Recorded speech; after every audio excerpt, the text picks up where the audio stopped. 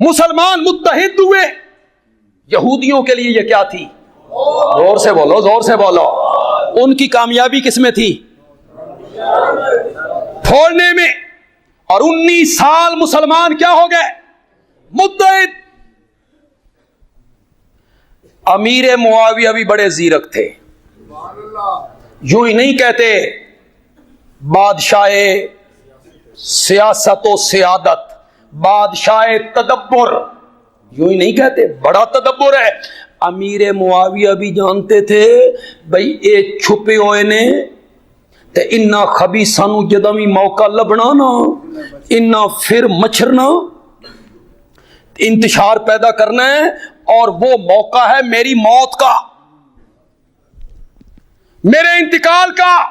अब मैं बूढ़ा हो गया हूं। तो उन्होंने कहा क्यों ना ये मसला मैं अपनी जिंदगी में हल कर दूं, ताकि यहूदी अपनी साजिश में कामयाब हो, वली अहद बना दूं। किसको बनाऊं? मशवरा लिया। पहला मशवरा दिया हजरत मुगीरा बिन शोबा ने रजी अल्लाह ताला। मशवरा सुनने से पहले सुनो कि ये कौन है, नहीं तो मशवरा इस कान से सुन के इससे निकाल दोगे। ये उन 1400 सहाबा में शामिल है जिन्होंने दरख्त के नीचे बैठ के मेरे नबी के हाथ पर बैत की थी, और रब ने उन सब से अपनी रजा का ऐलान किया था। लक़द रज़ियल्लाहु अनिल मोमिनीना इज़ युबायऊनका तहत शजरा, ये उनमें शामिल है। और एक दूसरी इनकी बात जो कई किताबों में आई, वल्लाहु आलम इसमें कितनी हकीकत है, कि नबी पाक को कब्र मुनव्वर में रखने के अंदर ये भी शामिल थे। और जब रख चुके तो रखने वाले बाहर निकले तो इन्होंने कहा कि मैं अंदर खड़ा हूं, तुम मट्टी डालो। तो लोगों ने मट्टी डालनी शुरू की और मट्टी इनके पांव के यहां तक आ गई। फिर ये बाहर निकले और इन्होंने बाहर निकल के कहा गवाह रहना, इस दुनिया में प्यारे पैगंबर से सबसे आखिर में अलग होने वाला मैं हूं। सबसे आखिर बंदा जो अलग हुआ है ना, वो मैं हूं। सहाबी रसूल है, असहाबे रिजवान में शामिल है। फतवा लगाना है तो जरा सोच के लगाना है। इस मुगीरा बिन शोबा ने मशवरा दिया कि मुआविया, इस वक्त दुनिया मुसलमान अगर मुत्तफिक हो सकते हैं तो सिर्फ बनु उमैया के किसी बंदे पे मुत्तफिक हो सकते हैं और तेरे घराने पे मुत्तफिक हो सकते हैं।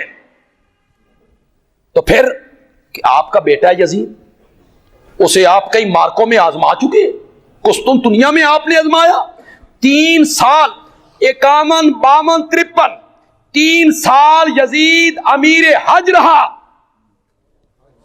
जी। 51, 52, 53। और इन तीनों सालों में हजरत हुसैन ने भी हज किया। और अमीर हज कौन था? और अमीर हज कौन होता है? जो अरफात में क्या देता है? खुतबा देता है। आप आजमा चुके हैं, इससे बेहतर बंदा कोई नहीं। हजरत अमीर मुआविया ने कहा नहीं, जब तक मैं तमाम गवर्नरों से न पूछूं, जब तक मैं मदीना में न जाऊं, जब तक मैं उम्महातुल मोमिनीन 5 हमारी माएं जिंदा थी। ये सन है 56। कहां हम पहुंच गए? 56 हिजरी। सारे गवर्नरों से मशवरा लिया, 5 आदमियों ने इख्तिलाफ किया। कितनों ने? अब्दुल्लाह इब्ने जुबैर, अब्दुल्लाह इब्ने अब्बास, अब्दुल्लाह इब्ने उमर, हजरत हुसैन और अब्दुर्रहमान इब्ने अबी बकर। इन 5 ने कहा यह तरीका सही नहीं, बाप के बाद बेटा। बाकी किसी आदमी ने भी इख्तिलाफ नहीं किया। 56 में वली अहद बन गए। 60 हिजरी थी, रजब की 22 तारीख थी कि अमीर मुआविया का इंतकाल हो गया। 60 हिजरी, रजब की 22 तारीख। یہ جو 5 آدمی تھے ان میں عبد الرحمن ابن ابی بکر فوت ہو چکے تھے. عبداللہ ابن عمر، عبداللہ ابن عباس نے خلافت کی بیعت کر لی، 3 ہو گئے.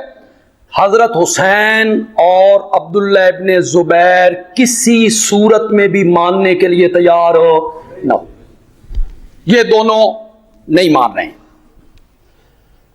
28 رجب سن 60 ہجری مدینے اطلاع پہنچی کہ امیر معاویہ کا انتقال ہو گیا اور مدینے کا گورنر یزید کے لیے لوگوں سے بیعت لے. اس نے بیعت کے لیے سب کو بلایا. عبداللہ ابن زبیر اور حضرت حسین کے علاوہ سب نے بیعت کر لی، اور حضرت حسین نے یہ کہہ کے مہلت مانگ لی کہ میں بیعت اس طرح نہیں کروں گا، سب کے سامنے کروں گا، مجھے سوچنے کی مہلت دی جائے. 28 رجب کو وہ رات کے وقت مدینے سے نکلے اور 4 شعبان کو مکے پہنچ گئے. حضرت حسین بھی اور عبداللہ ابن زبیر بھی. یہاں پہنچ کے وہ اپنے والد کے چچا حضرت عباس کے گھر میں اترے. اب جہاں حسین آ جائے تو اہل علم نے تو وہاں آنا ہے، لوگوں نے تو وہاں آنا ہے، نبی کے نواسے آئے، حضرت حسین آئے تو ان کی ہاں مجلسیں لگنے لگ گئی. وہ کوفی اور وہ یہودی جو اس طاق میں تھے کہ کوئی موقع ملے اور ہم اس سے فائدہ اٹھائیں اور مسلمانوں کو پھر آپس میں لڑائیں، انہوں نے کہا اس سے بہتر موقع کوئی نہیں، اور بطور ڈھال حضرت حسین کو استعمال کرنے سے زیادہ اچھی شخصیت بھی کوئی. ان کا احترام بھی ہے، ادب بھی ہے، لوگ انہیں مانتے بھی ہیں، نبی پاک سے رشتہ داری بھی ہے، لہذا حضرت حسین کو اس کام کے لیے آگے لایا جائے. انہیں یہ بھی خبر پہنچی کہ حسین نے بیعت،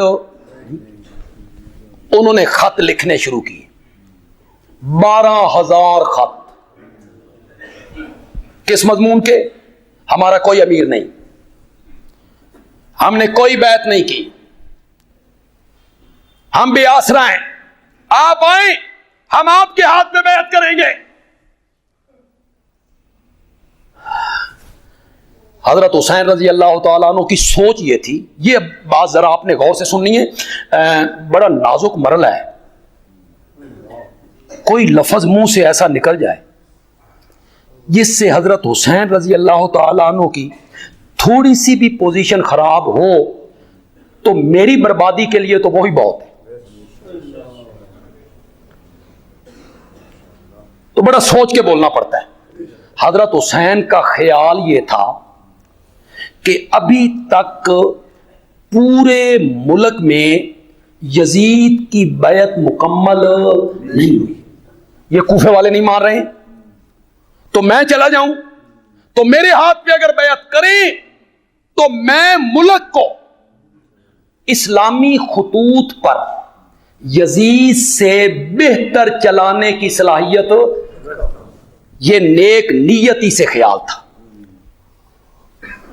ورنہ آپ بتائیں آپ کا کیا خیال ہے؟ حضرت حسین حکومت کے طالب تھے، اس گھرانے کو حکومت کی کیا ضرورت؟ خلافت کے طالب تھے، میں اس کا تصور بھی نہیں کر سکتا. وہ چاہتے تھے کہ جن خطوط پر یزید چلا سکتا ہے نا میں اس سے بہتر چلا سکتا، اور ابھی تک اس کی بیعت مکمل نہیں ہوئی. اختلاف ہے تو لوگ میرے پاس آئیں گے، کوفے والے مجھے خط لکھ رہے ہیں. اس کے باوجود حضرت حسین نہیں مانے. انہوں نے 60 آدمی بھیج دیے، چلاک، تیز ترار، باتونی. انہوں نے کہا ہمارا امام کوئی نہیں، خلیفہ کوئی نہیں، اگر آپ نہیں آئیں گے نا تو کل قیامت کے دن آپ کے نانا کے سامنے ہم آپ کے گریبان کو پکڑ لیں گے کہ آپ نے ہماری بات نہیں مانی تھی. چنانچہ انہوں نے حضرت حسین رضی اللہ تعالیٰ عنہ کو 8 ذی الحج کو مکے سے پہلے مسلم کو بھیجا، مسلم نے عقیل کو کہ جاؤ پتہ کرو یہ سچے ہیں. پہلے دن 18,000 آدمیوں نے بیعت کی.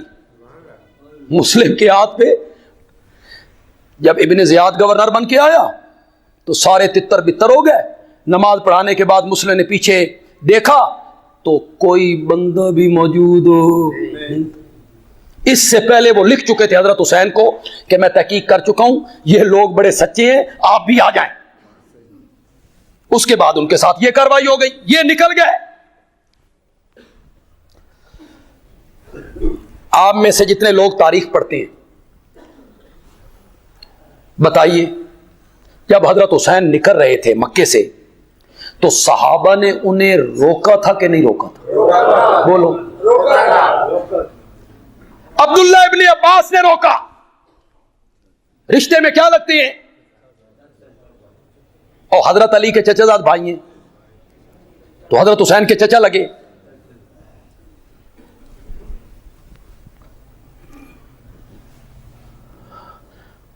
روکا, نہیں مانے. انہوں نے کہا اگر جانا چاہتے ہو تو عورتوں کو ساتھ لے کے نہیں مانے. حضرت ابن عباس نے کہا اگر میں سمجھتا کہ تم رک جاؤ گے تو میں تمہاری داڑھی کے بال پکڑ لیتا, میں تمہارے سر کے بال پکڑ لیتا, تمہیں روک لیتا, لیکن لگتا ہے کہ تم نہیں رکو گے. نہیں مانی. عبداللہ ابن عمر, انہوں نے مدینے سے جاتے, مکے سے جب مدینے جا رہے تھے تو راستے میں سمجھایا تھا آپ کے چچا کے بیٹے عبداللہ ابن جعفر جی بہنوئی بھی ہیں, یہ حضرت زینب کس کی بیوی ہیں؟ عبداللہ ابن جعفر. انہوں نے سمجھایا, اور آپ یہ سن کے حیران ہو جائیں گے کہ مکے میں وہ سمجھانے کے لیے آئے, پتہ چلا حسین تو نکل گئے, تو وہ مکے کے گورنر کے پاس گئے. گورنر کے پاس جا کے کہنے لگے مجھے امان لکھ کے دے, اس پہ مہر لگا کے دے, میں حضرت حسین کو دکھاؤں کہ انہیں کچھ نہیں کہا جائے گا, وہ واپس آ جائیں. اس نے امان لکھ دی تو انہوں نے کہا اپنے بھائی کو بھی ساتھ بھیج. گورنر کو کہا, اس نے بھائی ساتھ بھیجا. عبداللہ ابن جعفر, گورنر کا بھائی, گورنر کا امان, سب لے کے پہنچے. حضرت حسین ماننے کے لیے تیار. وہ 60 کوفی اور وہ 12,000 خط, ایک سازش پھر تیار ہو گئی تھی. ابو سعید خدری نے روکا, عبداللہ ابن جابر نے روکا, محمد ابن علی المعروف بہ حنفیہ اس نے روکا, کسی کی نہیں مانی. چلے گئے. جب قریب پہنچے نا, ایک جگہ آتی ہے القرع, یہ 27ویں منزل ہے مکے سے. یہاں سے 2 راستے پھوٹتے ہیں, ایک کوفے چلا جاتا ہے, دوسرا دمشق چلا جاتا ہے. جب اس سرے پہ پہنچے نا تو ابن سعد کے دستے نے رستہ روکا. انہیں سمجھانے کے لیے بھیجا گیا تھا. کہاں, کیوں, کدھر کے ارادے ہیں؟ تو حضرت حسین رضی اللہ تعالیٰ عنہ نے کہا مجھے کوفے والوں نے بلایا ہے, خط لکھے, ان کا امام کوئی نہیں, انہوں نے کوئی بیعت نہیں کی ہے, اور وہ میرے ہاتھ پہ بیعت کرنا چاہتے ہیں, میں ان کے بلانے سے آیا ہوں. ابن سعد جان دیو یہ کون ہے؟ لوگ بڑی گالیاں نکالتے ہیں اس کو. یہ حضرت سعد ابن ابی وقاص کا بیٹا ہے. سعد ابن ابی وقاص کون ہے؟ یکے از عشرہ مبشرہ, اور نبی پاک انہیں ماموں کہتے تھے, ماموں. اور نبی پاک نے ایک موقع پہ فرمایا سعد میرا ماموں ہے, کسی کا ایسا ماموں ہو تو دکھائے.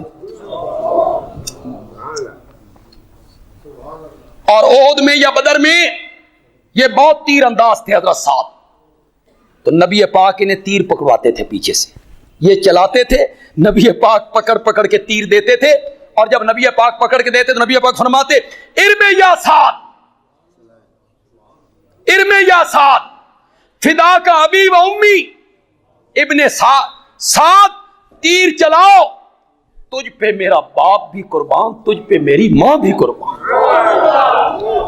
ساری کائنات کی مائیں میرے محمد پہ قربان, ساری کائنات کے باپ میرے محمد پہ قربان. اور نبی پاک کے ماں باپ کس پہ قربان ہو رہے ہیں؟ ان کا بیٹا ہے. تو تابعی ہوا, صحابی کا بیٹا جو ہے تو صحابہ کو دیکھا تو کیا ہوا؟ اور تابعیوں کے متعلق میرے نبی نے کیا کہا تھا؟ جس نے مجھے دیکھا جہنم اس پہ بھی حرام ہے، جس نے میرے دیکھنے والوں کو دیکھا جہنم اس پر بھی۔ مجھے خط لکھ کے بلایا گیا ہے، چودھریوں نے بلایا، کوفہ کے چودھریوں نے، سرداروں نے، سیاسیوں نے۔ وہ کہتے ہیں ہمارا امیر کوئی نہیں، ہم نے کوئی بیعت نہیں کی ہے، آئیے سنبھالیے۔ ابن سعد نے کہا حضرت اور جنہ چودھریاں خط لکھے نے نا، اے ذرا میرے دستے چ ویکھو، او سارے چودھری میرے نال کھلوتے جی۔ حضرت حسین نے، اب چودھری بھی کسی کو چھپے ہوندے، شہر دے چودھری، سردار، سیاسی تو مشہور لوگ ہوتے ہیں۔ حضرت حسین نے دیکھا انہی کے تو خط تھے، تو خطاب کیا، او فلاں ابن فلاں، او فلاں، او فلاں ابن فلاں، یہ خط تمہارے نہیں ہے، تم نے مجھے نہیں بلایا؟ انہوں نے کہا سن 5 تن دی سو،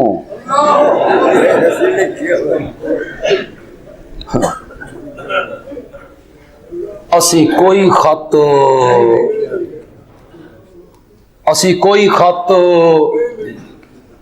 ہمیں کوئی پتہ نہیں ہے۔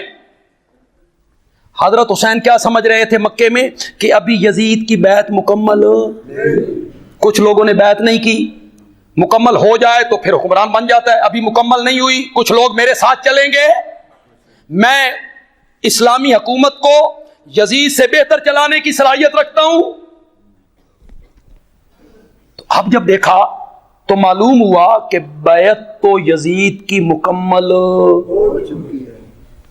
ہو گئی ہے، یہ جنہوں نے خط لکھے یہ بھی بیعت کر چکی ہیں، اور ساتھ انہیں یہ سمجھ آئی کہ وہ صحابہ جو مجھے کہتے تھے کہ کوفی وفادار نہیں ہیں، انہوں نے آپ کے والد کو شہید کیا، بھائی کو خنجر مارے، یہ بے وفا لوگ ہیں۔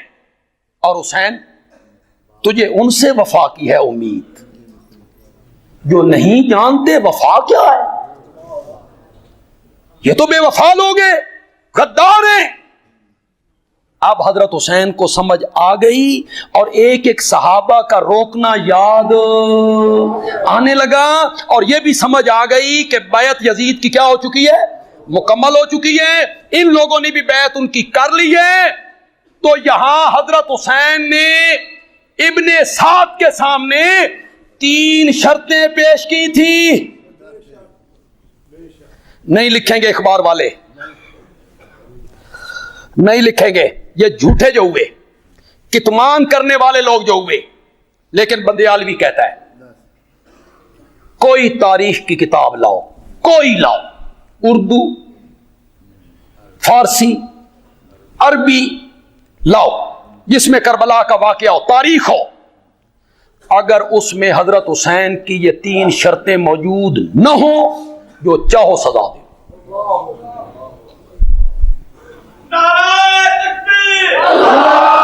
میں نے اپنی کتاب خطبات بندیالوی کی 6 جلد میں 20 کتابوں کا حوالہ لکھا ہے۔ کتنی؟ 10 اہل سنت کی اور 10 اہل تشیع کی۔ اعلام البراء، تلخیص الشافی، ملا باقر مجلسی کی بہار الانوار، شیخ مفید کی الارشاد، میں کس کس کتاب کو گنوں، ابن کثیر، ابن اسیر، طبری، جائیے کوئی کتاب لائیے۔ حضرت حسین رضی اللہ تعالی عنہ نے ابن سعد کے سامنے کتنی شرطیں پیش کی تھی؟ یہ من چاہ پیوان واسطے ہیں۔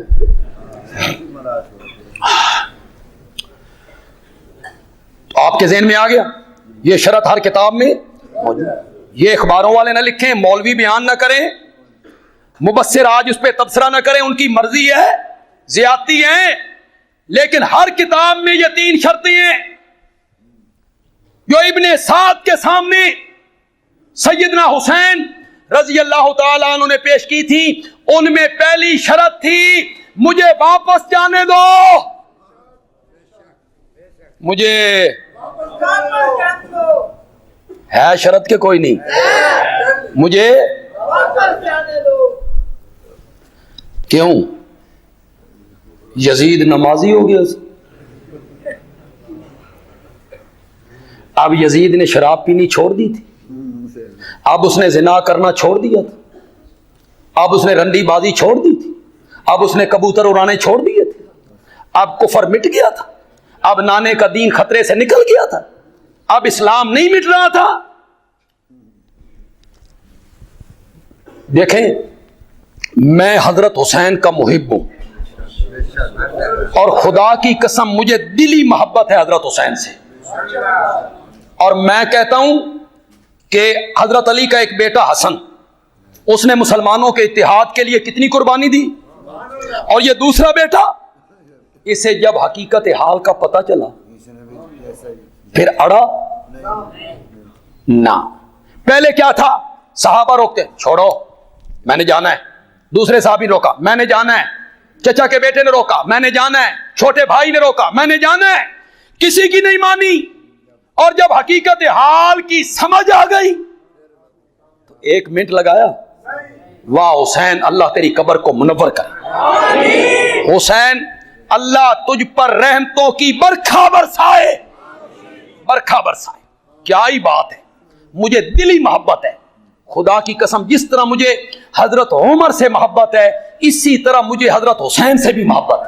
میرا حسین میرا حسین میرا حسین میرا حسین۔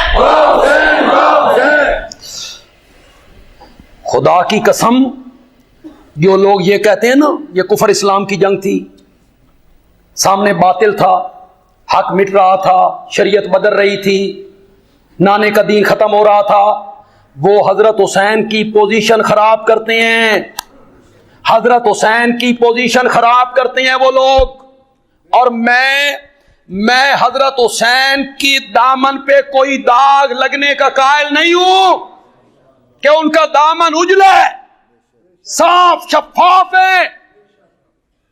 تم بتاؤ، چلو یہ ضمیر ہے نا، اس سے بڑا مفتی کائنات میں کوئی ہے، کوئی اس سے بڑا مفتی، لیکن تسی اس کو فتوے پوچھ دے نہیں، تسی فتوے پوچھ دے انہاں مولویاں کو جڑا 250 روپے دے کے غلط فتوے دے دیں، طلاقوں کے پٹیاں پڑھاتے ہیں، تم ان کے پیچھے بھاگتے ہو۔ کبھی کبھی اس سے فتوے پوچھا کرو، یہ بڑے صحیح فتوے دیتا ہے، اس کو گواہ بن کے مجھے ایک بات کا جواب دو، جو تمہارے دل میں آئے وہی جواب دینا، اور جس کے دل میں وہ جواب نہ آئے وہ نہ دے۔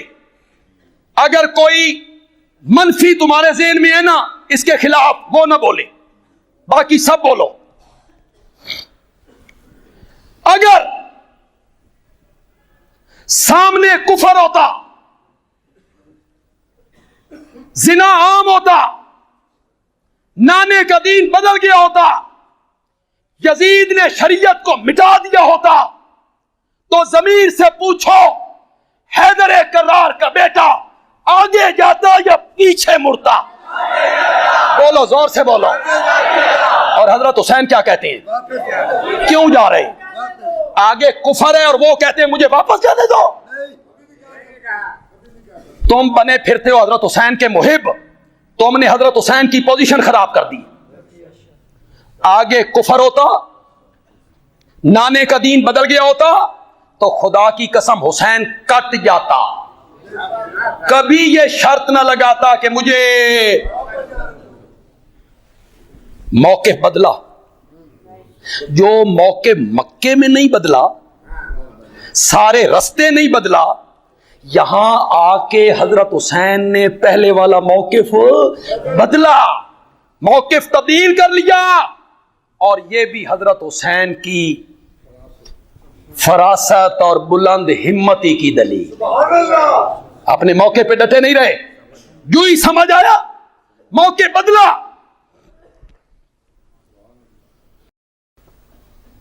ورنہ تو ہم نے دیکھا کہ مکے کی گلیوں میں حبشے کا بلال تپتے ہوئے کولوں پہ لیٹتا ہے، اس کی چربی پگھل پگھل کے لوگ کولوں کو راکھ بنا دیتی ہے، اس کے زخموں پہ نمک ملا پانی چھڑکا جاتا ہے، زنجیر پہنا کے مکے کی نکیل دار زمین پہ گھسیٹا جاتا ہے، اور دوسرے دن پھر تپتے ہوئے کولوں پر، اور شام کے ٹائم ٹھوکر مار کے امیہ پوچھتا ہے بلال پھر بھی اس کا نام لے گا؟ تو بلال مسکرا کے کہتا ہے ظالم، اس کو ماننے کا جتنا مزہ آج آیا ہے آج تک آیا ہی نہیں ہے۔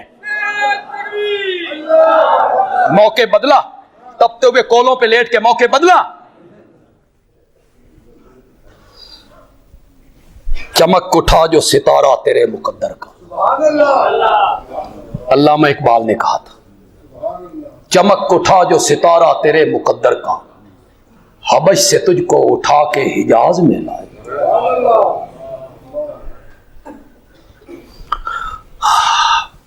کہیں کہیں پھر خطیبانہ رنگ پھڑک پڑتی، حبش سے تجھ کو اٹھا کے، حبش سے تجھ کو اٹھا کے حجاز میں لایا، چمک اٹھا جو ستارہ تیرے مقدر کا، تو پھر حبشے سے اٹھایا، پھر منڈیوں میں بکوایا، پھر مکے میں پہنچایا، پھر آقا کے قدموں میں لے کے آیا، اور جب بلال آقا کے قدموں میں آیا تو اس کے قدموں کی آہٹ کو جنت میں پہنچا کے رکھ دیا۔ چمک اٹھا جو ستارہ تیرے مقدر کا، حبش سے تجھ کو اٹھا کے حجاز میں لایا، وہ آستاں نہ چھٹا تجھ سے ایک دم کے لیے، کسی کے شوق میں تو نے مزے ستم کے لیے، اور جفا جو عشق میں ہوتی ہے وہ جفا ہی نہیں، اور ستم نہ ہو تو محبت میں کچھ مزہ ہی نہیں۔ زخم پہ زخم سہ کے جی، اپنے لہو کے گھونٹ پی، آہ نہ کر لبوں کو سی، کہ عشق ہے دل لگی تو نہیں۔ موقع بدلا، حالے میں چاہ پیڑی شروع نہیں کی تھی، موقع بدلا نہیں بدلا، سمیہ نے موقع بدلا، زنیرہ نے بدلا، امام احمد ابن حنبل نے بدلا، غازی علم الدین شہید نے بدلا۔ ساری دھرتی غازی علم الدین شہید جیسے لوگوں سے بھر جائے، حضرت حسین کی جوتی مبارک کے تلوے سے جو ریت کا ذرہ لگتا ہے اس کے بھی کروڑوں میں حصے کا مقابلہ نہیں ہو سکتا۔ قائد اعظم انہیں کہتے ہیں ایک دفعہ کہہ دے غلطی ہو گئی ہے، غلطی نہ چھری لگ گئی ہے، اس نے کہا نہیں میں نے گستاخ رسول کو مارا ہے، موقف نہیں بدلا۔ مولانا حسین احمد مدنی نے بدلا، مولانا ابوالکلام آزاد نے بدلا، یہ تھے پاکستان دے سیاسی نے، کدی نون کدی کاف کدی پیپل پارٹی، بندہ نہ ہویا درزی دی سوئی ہو گئی، کدی وڑے کدی نکلے۔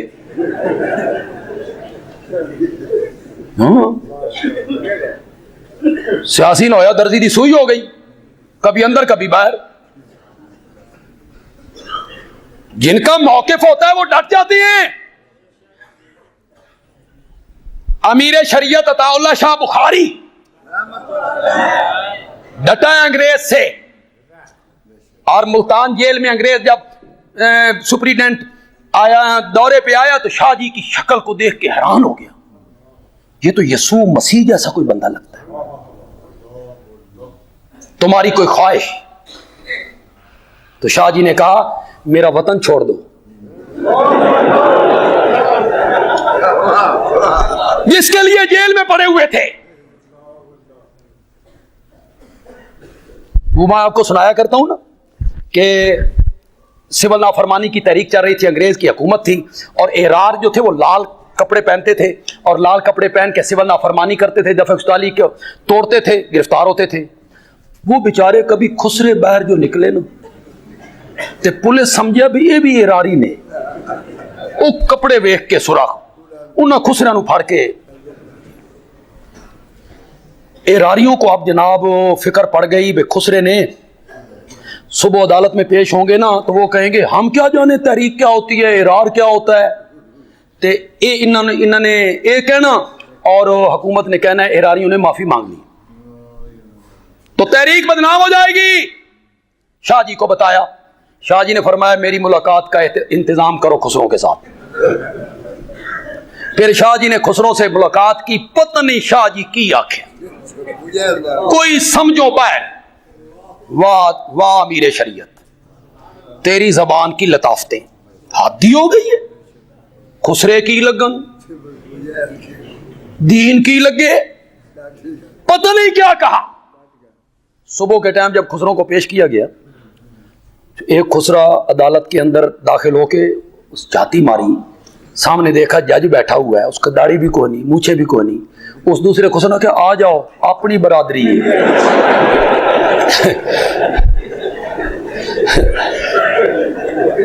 आ जाओ अपनी बरादरी है।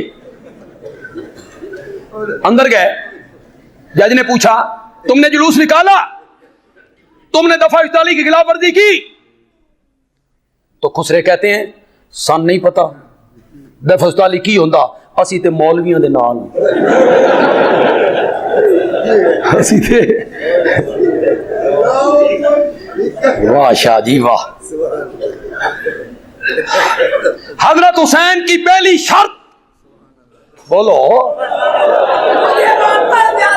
क्यों? अब हुक्मरान ठीक हो गए हैं। सारे जो इखबार में पढ़ता हूं मेरे सर में दर्द हो जाता है। जो बोलता है बातिल कुव्वत, बातिल कुव्वत, कुफर, इन्ना लिल्लाहि व इन्ना।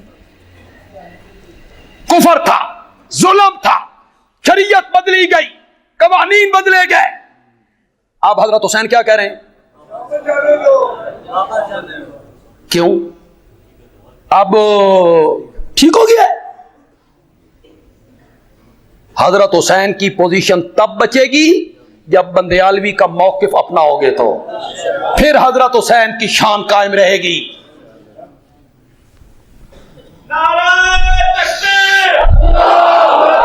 दूसरी शर्त, मुझे इस्लामी सरहदों में से किसी सरहद पे पहुंचा दो ताकि मैं रब के रास्ते में जिहाद करते हुए मकाम शहादत पे पहुंच जाऊं। कौन सी सरहदें? हुकूमत किसकी है?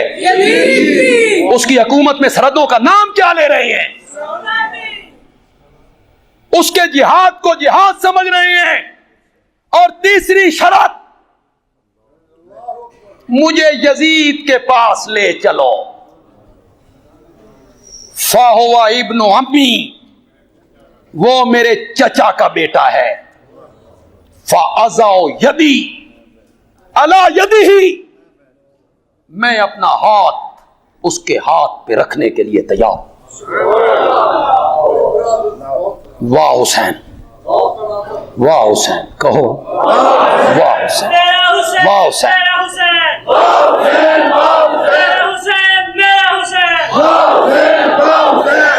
बड़ा भाई क्या था और छोटा भाई भी कितना अजीम है। जब समझ आ गई कि ये खबीस हमें तोड़ना चाहते हैं और फुतूहात का सिलसिला रोकना चाहते हैं तो आ गए इस पर, मुझे ले चलो। यहां मैं एक बात कहना चाहता हूं, ये मेरी बात जरा गौर से सुननी है, खास करके पढ़े लिखे तबके ने। मौलाना अबुल कलाम आजाद रहमतुल्लाह अलैह ने एक जगह पे लिखा है कि लोग जेल इसलिए जाते हैं कि जुर्म करते हैं, जिना किया, चोरी की, डाका मारा, जेल चले गए। और हजरत यूसुफ को जेल इसलिए जाना पड़ गया था कि उन्होंने जुर्म करने से इनकार कर दिया। मैं ये काम नहीं करूंगा, इसकी पादाश में जेल गए। लोग कहते हैं कि हजरत हुसैन इसलिए शहीद हुए कि वो यजीद की बैत नहीं करना चाहते थे। बंदयालवी कहता है नहीं, حضرت حسین کو کوفیوں سبائیوں نے اس لیے شہید کیا تھا کہ وہ یزید کی بیعت کرنے پر اور یہ ان کے لیے موت تھی. مسلمان متحد ہو جائے, مسلمان ایک ہو جائے. ہم تو سارا جال بن رہے ہیں کہ مسلمانوں کو پھوڑ دیا جائے, اختلاف ہو, انتشار ہو, لڑائیاں ہو. اور یہ حضرت حسین کس طرف چل نکلے, اس سے تو مسلمان پھر کیا ہو جائیں گے, اور ہمارا بنا بنایا جال ختم ہو جائے گا. لہذا انہیں نہ جانے دو.